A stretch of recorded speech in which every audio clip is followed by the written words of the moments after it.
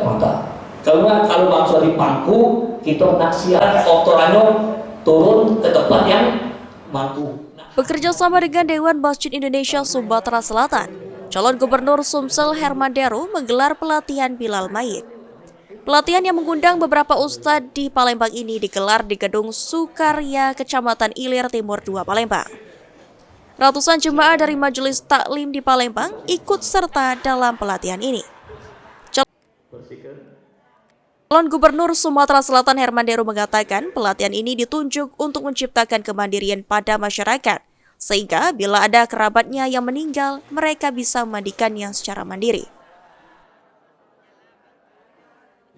Kita bekerja sama dengan DMI untuk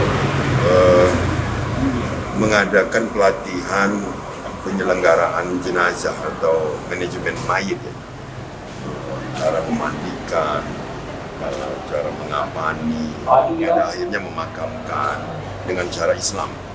Tapi kan ini butuh cara yang benar.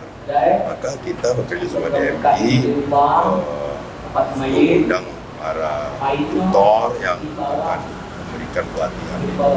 Dan dia tapi bersifat TOT, training of trainer. Jadi siapapun yang dilatih hari ini nanti akan diberikan sertifikat untuk dia melatih lagi.